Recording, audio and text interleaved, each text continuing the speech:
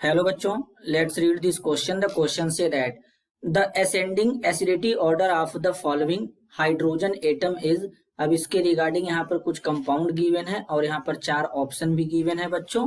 इन चारों में से करेक्ट को आइडेंटिफाई करना है। तो सबसे पहले हम यहाँ पे क्या समझेंगे बच्चों, की कॉन्सेप्ट। की कॉन्सेप्ट क्या होगा बच्चों? की कॉन्सेप्ट होगा acidity of.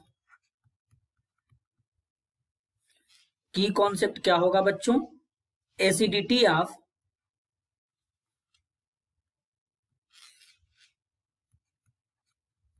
Organic compound.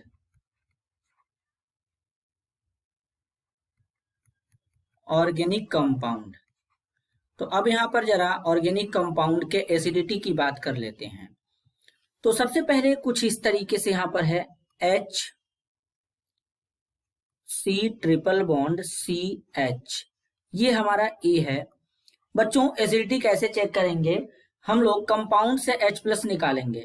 H plus निकालने के बाद जो बनने वाला कॉन्जुगेट बेस होगा, अगर वो ज्यादा स्टेबल होगा तो उसके करेस्पॉन्डिंग एसिड क्या होगा? स्ट्रांग होगा। तो ये इसका एसिडिक हाइड्रोजन है। क्यों?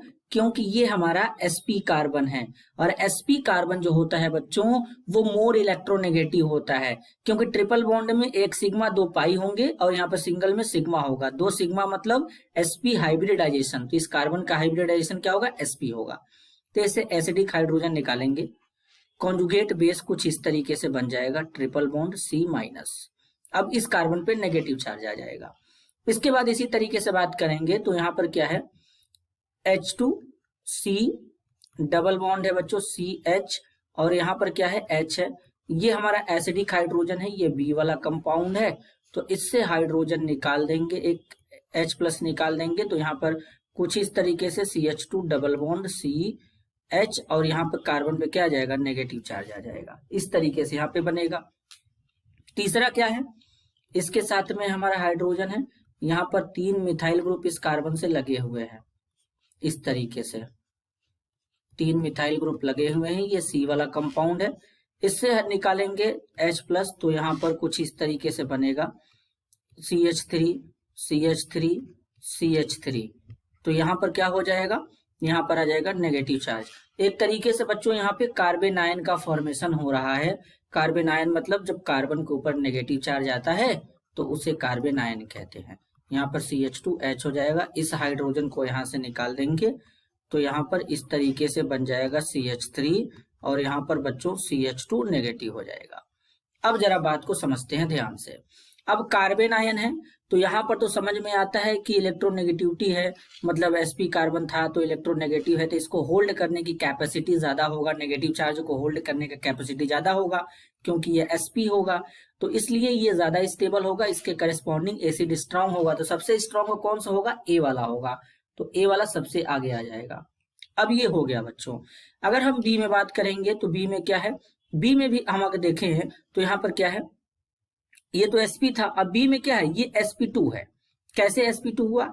एक सिग्मा यहाँ से, एक सिग्मा यहाँ से हो जाएगा, 2 सिग्मा और इसके बाद नेगेटिव है तो यहाँ पर एक लोन पेयर। तो 3 के केस में बनेगा sp2 बनेगा। डबल बॉन्ड में एक सिग्मा एक पाई होता है। तो इसका भी sp से कम होता है थोड़ा इलेक्ट्रोनेगेटिविटी इस वाले कार्बन का, लेकिन sp3 से ज्यादा होता है। तो ये हमारा हो जाएगा B वाला आ जाएगा, A के बाद B वाला आ जाएगा। अब यहाँ तो कार्बन ये जो है ये sp3 है बच्चों, ये तो sp3 है और इस पे ये नेगेटिव चार्ज है और यहाँ पे 3-3 मिथाइल ग्रुप जुड़े हैं। कहीं ना कहीं इलेक्ट्रॉन डेंसिटी इसके ऊपर और ज्यादा बढ़ाएंगे, बहुत ज्यादा अनस्टेबल हो जाएगा। तो इसका एसिडिटी तो और ही कम हो जाएगा। तो ये जो C वाला है ये सबसे लास्ट में आ जाएगा बच्चों, सबसे लास्ट में आ जाएगा। और यहाँ पे बात करेंगे तो ये हमारा sp3 कार्बन है, लेकिन इसमें केवल एक मिथाइल ग्रुप जुड़ा है। तो एक मिथाइल ग्रुप इसके कंपेयर में तो कम ही अनस्टेबल करेगा। तो इसलिए यहाँ पे कौन सा आ जाएगा बच्चों? ये D वाला था तो यहाँ पर D वाला आ जाएगा। तो एसिडिटी का ऑर्डर क्या बनेगा एक सही तरीके से? तो सबसे ज्यादा एसिडिक नेचर का होगा A, देन इससे कम होगा B, इससे कम होगा D, इससे कम होगा C। तो सही आंसर क्या होगा? इस तरीके का आंसर। पहले वाले में तो C पहले आ गया, गलत है।